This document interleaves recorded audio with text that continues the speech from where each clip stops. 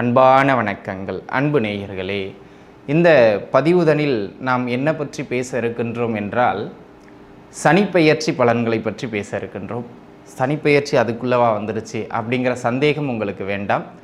சனிப்பெயர்ச்சி அதுக்குள்ளே வரலைங்க. எப்போவுமே இந்த சனிப்பெயர்ச்சி அப்படிங்கிறது 2.5 ஆண்டிலிருந்து 3 ஆண்டுக்கு உள்ளாக ஒரு முறை பெயர்ச்சி ஆவார், ஒரு ராசியிலிருந்து அடுத்த ராசிக்கு.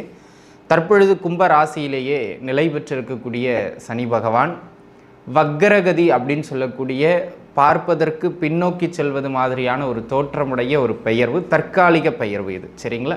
ஆனால் அவர் கும்ப ராசியிலிருந்து பின்னோக்கி சென்று மகர ராசிக்குள்ளாக செல்ல மாட்டார், கும்ப ராசிக்குள்ளாகவே தான் நிலை கொள்வார். அதனால் அதை பற்றின கவலை வேண்டிய அவசியம் இல்லை. இந்த வக்ரம்ங்கிறது உண்மையிலேயே வான்மண்டலத்தில் கிரகங்கள் பின்னோக்கி எல்லாம் நகராது. சில சூழ்நிலையின் அடிப்படையில் அந்த கிரகங்கள் ஒப்புமை மாற்றத்தின் அடிப்படையில் பார்வை தோற்றம் அவ்வாறு இருக்கும். அது உண்மை கிடையாது, மாயை. ஆனாலும் அது சில பலன்களை உருவாக்குவதாக ஜோதிட சாஸ்திரம் கூறுகின்றது. அதை தான் வக்ர நிலை. வக்ரம் என்றால் இயல்புக்கு மாறான, பின்னோக்கின் அர்த்தம் கிடையாது, இயல்புக்கு மாறான நகர்வு அப்படிங்கிறது அர்த்தம்ங்க. எப்போவுமே அந்த கடிகார திசையில், கடிகார முள்ளின் திசையில் சுழன்று கொண்டிருப்பது இயல்பு என்றால், அதற்கு மாறானது அதற்கு எதிர் திசையில் சுழல்வது. அதனால் அதனை வக்ரம் என்று கூறுவார்கள். ஆக இந்த வக்ர பெயர்ச்சி சனி பகவான் கும்ப வீட்டிற்குள்ளாகவே அடைகின்றார். இந்த வக்ரம் எப்பொழுது துவங்கும் அப்படின்னு கேட்டிங்கன்னா, சனி இப்போ கும்ப வீட்டில் இருக்காருங்க. சூரியன் இருக்கார் இல்லைங்களா, அந்த வீட்டிலிருந்து 5வது வீடு அது தொட்டு 9வது வீடு வரை, சூரியனுக்கு 5 முதல் 9 வரை குஜாதி ஐவர்கள்னு சொல்லக்கூடிய குருவானாலும் சரி, சனியானாலும் சரி, இவங்க செவ்வாயானாலும் சரி, எந்த ஒரு கிரகங்களும் அந்த 5லிருந்து 9க்குள்ளாக செல்லுகின்ற பொழுது வக்ர நிலையை பெறுவார்கள். இதில் புதனும் சுக்கிரனும் முக்கூட்டு கிரகங்கள்ங்கிறதுனால அவங்க வக்ரம் பெற மாட்டார்கள் அந்த 5 to 9க்கு இடையில், ஏன்னா அவங்களால போகவே முடியாது. அந்த விதத்தில் சனி, குரு, செவ்வாய் இந்த கிரகங்கள் அந்த சூரியனிடமிருந்து 5லிருந்து 9 வரை செல்லுகின்ற பொழுது வக்ரம் பெறுவார்கள். அந்த அமைப்பின் அடிப்படையில் இப்பொழுது வருகின்ற ஜூன் மாதம் 29ஆம் தேதி சனி பகவான் வக்ர நிலை ஆரம்பித்து அவர் நவம்பர் மாதம் 15ஆம் தேதி வரை கிட்டத்தட்ட 4.5 மாத காலகட்டம் வக்ர நிலையில் கும்ப ராசிக்குள்ளாக நிலை பெற இருக்கின்றார். இது ஒரு பொதுவான கோச்சார பலன், சரிங்களா? இதனுடைய பலம் ஒரு 10% அவ்வளவுதான், சரிங்களா? அதற்கு மேலாக இதற்கு பலம் கிடையாது. ஆனால் உங்கள் சுய ஜாதக தசாபுக்தியின் ஒத்துதான் இந்த பலன்கள் போகுங்க. உங்கள் ஜாதகத்தில் கும்ப ராசியில் என்ன கிரகங்கள் இருக்கிறாங்க அப்படிங்கிறத பொறுத்தும் இந்த பலன்கள் கொஞ்சம் வீரியமடையும். ஆக அன்பு நண்பர்களே, இந்த கோச்சாரத்தில் ஏற்படுகின்ற இந்த சனி பகவானின் வக்ர பெயர்வு அடுத்த 4.5 மாத காலகட்டங்களுக்கு உங்களுக்கு என்ன இடங்களில் ஏற்றங்களை வழங்கும், என்ன இடங்களில் கவனம் தேவை என்பதனை சற்று விரிவாக பார்க்கலாம் வாருங்கள். ரிஷபராசி நண்பர்களை பொறுத்த மட்டிலும் அற்புதமான ரிஷபராசி அன்பர்களே, கிருத்திகை நட்சத்திரத்தினுடைய 2, 3 மற்றும் 4ஆம் பாதம், ரோகிணி முழு நட்சத்திரம், மிருகசீரத்தினுடைய முதல் 2 பாதம், இந்த நட்சத்திர பாதங்களில் பிறந்த அனைவருமே ரிஷப ராசிக்குள்ளாக வருவீர்கள். இயல்பில் நல்லவர்கள், ஆடம்பர மனம் கொண்டவர்கள், நகைச்சுவை உணர்வு மிக்கவர்கள், மிகவும் எப்படி சொல்லுதுங்க, தன்னை நேர்த்தியாக வைத்து கொள்ள வேண்டும் என நினைப்பவர்கள், மகிழ்ச்சிகரமான ஆட்கள் இந்த ரிஷப ராசியில் பிறப்பெடுத்தவர்கள். எண்ணங்கள் மிக பலமானவர்களும் இவர்கள்தான். சில நிலைகளில் கடுமையான குழப்பங்களை அடைபவர்களும் இவர்கள்தான். இந்த 2 இயல்புமே இவங்க கிட்ட இருக்கும். சரி, இப்படிப்பட்ட ரிஷப ராசி அன்பர்களுக்கு இந்த வக்ர குரு பகவானினுடைய பெயர்வு பொது அடிப்படையில் எப்படி அமையும்? இது ஒரு 10% இப்போ நான் சொல்ல போகிறது, சரிங்களா? அதுக்கு அடுத்ததாக உங்கள் ஜாதகத்துக்கு அவர் எப்படி அமைவார்னு ஜாதகத்தை வச்சு பொருத்தி பார்க்கறது சொல்கிறேன். இப்போ பொது அடிப்படையில் இந்த 10% எப்படி இருக்கும் அப்படிங்கிறத பார்த்துருவோம். அனைத்து ரிஷபராசி நேயர்களுக்கும் உங்களுடைய ஜென்ம ராசிக்கு 10ஆம் இடம் என்று சொல்லக்கூடிய கர்மஸ்தானம் தனிலே கர்ம காரகன் தற்பொழுது வக்ரம் பெறுகின்ற நிலை பெறுகின்றார். இது உத்தியோகத்தில் மாற்றத்தை ஏற்படுத்தும். அதாவது ஒன்று, நீங்கள் வேலை மாற்றம் பெறலாம். அங்கிருந்து ஏதாவது ஒரு வேலை செஞ்சுக்கிட்டு இருப்பீங்க, மாறணும்னு நினச்சிக்கிட்டு இருந்திருப்பீங்க, அந்த மாற்றங்களை ஏற்படுத்தலாம். அல்லது புதிய வேலை வாய்ப்புகளை ஏற்படுத்தலாம். வேலையே இல்லாமல் இருந்தவங்களுக்கு புதிய வேலை வாய்ப்புகளை ஏற்படுத்தி கொடுக்கலாம். அந்த விதத்தில் இந்த காலகட்டம் வேலை வாய்ப்புகளை ஏற்படுத்தி கொடுக்கக்கூடிய காலகட்டம். ஒரு சிலருக்கு தொழிலில் நல்ல முன்னேற்றங்களை ஏற்படுத்தக்கூடிய நல்ல காலகட்டமாக அமைகின்றது. கடுமையான உழைப்பு ஒருபுறம் இருந்தாலும் கூட எனது அருமை ரிஷபராசி நேயர்களே, அதையெல்லாம் தாண்டி அந்த உழைப்புக்கு ஏற்ற ஊதியத்தை பெற்று உங்களுடைய தொழிலை ஒரு நிலைபெறச் செய்கின்ற காலகட்டம். அற்புதமான அமைப்பில் இருக்கும். கௌரவம் மேலோங்கக்கூடியது மாதிரியான காலகட்டமாக இந்த காலகட்டம் உங்களுக்கு அமைகின்றது.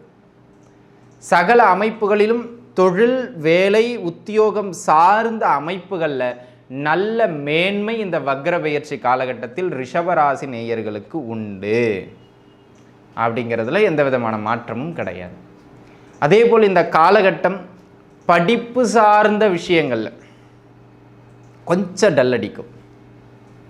படிப்பு சார்ந்த விஷயங்களில் கொஞ்சம் டல் அடிக்கக்கூடிய காலகட்டம். ஆக பிள்ளைங்க படிப்பில் கொஞ்சம் கவனம் செலுத்தணும் அப்படிங்கிறத புரிஞ்சுக்கிடணும். அதனை அடுத்ததாக இந்த காலகட்டம் உடல்நிலையில் சின்ன சின்ன தொந்தரவுகளை வழங்கும் நண்பர்களே, இயல்பில். ஆக உடல்நிலையில் சற்று கவனம் தேவை. இந்த உணவு பழக்க வழக்கங்களை முறைப்படுத்தி வச்சுக்கிடணும். ஏன்னா இப்போ வரப்போகிறது வேறு மழை காலகட்டத்தில் தான் இந்த பெயர்வு ஆகிறதுங்க. ஆக இந்த மழை காலகட்டத்துக்கு, இந்த சீசனுக்கு ஆகாத உணவு பழக்க வழக்கங்களை எடுத்துக்கிட்டு உடல்நிலையில் தொந்தரவை ஏற்படுத்திக்காதீங்க, சரிங்களா? சனியே ஒரு குளிர்ந்த கிரகம். இந்த கோல்டு இது சம்மந்தமான சில தொந்தரவுகளெல்லாம் இவர் ஏற்படுத்துவார், வயிறு தொந்தரவெல்லாம் ஏற்படுத்துவார், அப்படி சரிங்களா? அதை கொஞ்சம் பார்த்து இருந்துக்கிடணும். உடல்நிலையில் கவனம் தேவை. இக்காலகட்டம் தாயாரோடு கருத்து முரண்பாடுகளை ஒரு சிலருக்கு வழங்கும். சமயத்தில் கணவன் மனைவிக்கு இடையிலையும் வழங்கும், சரிங்களா? ஆக இந்த காலகட்டத்தில் உறவுகளை பகைக்காமை வேண்டும், அவங்கள பகைச்சிக்கிடக்கூடாது அப்படிங்கிறதுல நீங்கள் மனதில் வச்சுக்கிடணும், சரிங்களா? ஆக இந்த வக்கர சனியின் பெயர்வு இந்த 3 இடங்களில் மட்டும்தான் உங்களுக்கு இம்பேக்ட் பண்ணும். ஒன்று வேலை, தொழில், வியாபாரம்னு உங்களுடைய ஜீவன அமைப்புகளில் ஒரு சேஞ்சஸை கொடுக்கும், அல்லது ஒரு ப்ரெஷரை கொடுக்கும், அல்லது ஒரு சிலருக்கு உயரங்களை கொடுக்கும். அது யாருக்கு கொடுக்குங்கிறது உங்கள் ஜாதகத்தை வச்சு கண்டுபிடிக்கிறது பின்னாடி சொல்கிறேன். ஆனால் உங்களுடைய தொழில், வேலை, உத்தியோகத்தில் ஒரு சேஞ்சஸை கொடுக்க போகுது. 2வது உடல்நிலையில் மந்தம், படிப்பில் மந்தத்தை கொடுக்க போகின்றது. உறவுகளில் குறிப்பாக தாயார் மற்றும் வாழ்க்கை துணையோடு சில கருத்து முரண்பாடுகளை தரப்போகின்றது, சரிங்களா? ஆக இந்த இடங்களில் மட்டும்தான் உங்களுக்கு சலனத்தை இந்த காலகட்டம் வழங்கும். அப்போது இதில் கொஞ்சம் நிதானித்து இருக்கணும் அப்படிங்கிறது ரொம்ப முக்கியமானது. ரிஷபராசி அன்பர்களுக்கு பொதுவான ராசி பலன் கோச்சாரம் 10% அடிப்படையில், சரிங்களா? இப்போ இது ஒரு பார்ட் அப்படி வைங்க. உங்களுக்குன்னு ஒரு சுய ஜாதகம் இருக்குது பாருங்கள், அதன் அடிப்படையில் இப்போ நம்ம சொன்ன பல இடங்களில் நகர்வு வரும்னு சொல்லிட்டோம். அது நன்மையாக வருமா அல்லது தீமையாக வருமா அப்படிங்கிறத இப்போ உங்கள் சுய ஜாதகத்தை வச்சு கண்டுபிடிச்சிக்கிடலாம். உங்கள் சுய ஜாதகத்தில் இருக்கக்கூடிய ராசி கட்டத்தை கையில் எடுங்க. தசாபுக்தி என்ன வேணாலும் போகட்டும். கும்ப வீடு இருக்குது பாருங்கள், நீங்கள் என்ன லக்னத்தில் வேணாலும் பிறந்துக்கிட்டு இருந்துருங்க. உங்களுடைய ஜாதகத்தில் அந்த கும்பம்ங்கிற வீடு இருக்குது பாருங்கள், அந்த வீட்டில் வக்ரம் பெற்ற சனி இருக்கின்றார், அல்லது வக்ரம் பெற்ற குரு இருக்கின்றார், அல்லது வக்ரம் பெற்ற சுக்கிரன் இருக்கின்றார், அல்லது வக்ரம் பெற்ற புதன் இருக்கின்றார். அதாவது குருவோ சுக்கிரனோ புதனோ சனியோ 4 வரில் யாரேனும் ஒருவரோ ஒன்றுக்கு மேற்பட்டவரோ இருக்கின்றார் என்றால் உறுதியாக நன்மை உண்டு. எப்பொழுதுங்க அந்த கிரகம் வக்ரமாக இருக்கணும். சுக்கிரன் இருக்காருங்க, வக்ரமாக இருக்கார். இந்த காலகட்டத்தில் உத்தியோகத்தில் பொருளாதார ரீதியாக உயர்வீங்க. உத்தியோகம் நல்ல பொருளாதாரத்தை உங்களுக்கு வழங்கும், நல்ல வருமானத்தை வழங்கும். குரு இருக்கார் வக்ரம் பெற்று, புதிதாக வேலையே கிடைக்கும், வேலையில் நல்ல க்ரோத் ஆவீங்க, ப்ரமோஷன்ஸ் கிடைக்கும். இப்போ குருவும் இருக்கிறாரு, சுக்கிரனும் இருக்கார், ஆனால் யாருமே வக்ரமாக இல்லை. எந்த மாற்றமும் இருக்காது, எந்த மாற்றமுமே இருக்காது நண்பர்களே. எப்பொழுதும் போல நகர்ந்து கொண்டு இருக்கும், அவ்வளவுதான். ஆக இப்போ பாருங்க, நான் சொன்ன குருவோ சுக்கிரனோ புதனோ சனியோ அங்கு இருக்க வேண்டும், அவர்கள் வக்ரம் பெற்றிருக்க வேண்டும். அப்படி பெற்றிருக்கின்றார்கள் என்றால் தொழில் சார்ந்து நல்ல மாற்றம் உண்டு, அந்த மாற்றம் ஏற்றத்தை வழங்கும். இப்போ சொன்ன பாருங்க, படிப்பில் மந்தம் பெறுவார்கள், ஆரோக்கியத்தில் மந்தம் பெறுவார்கள் சொன்ன பாருங்க. பொதுவாக அது பெரிதாக மந்தம் பெற மாட்டீர்கள், நன்றாகவே இருக்கும். இது 30% உறுதியாக பலிக்கும். கும்ப வீட்டில் உங்களுக்கு என்ன கிரகம் இருக்குது அப்படிங்கிறத பொறுத்து, சரிங்களா? சரி, இதே கும்ப வீட்டில் செவ்வாய் இருக்கின்றார், அல்லது சனி, இவங்க சூரியன் இருக்கின்றார், அல்லது ராகு கேதுக்கள் இருக்கின்றார்கள் என்றால் இந்த காலகட்டம் உத்தியோகத்தில் வேலை இருக்குங்க, ஆனால் மிக கடுமையான அழுத்தங்களை வழங்கும், மன அழுத்தங்களை வழங்கும்.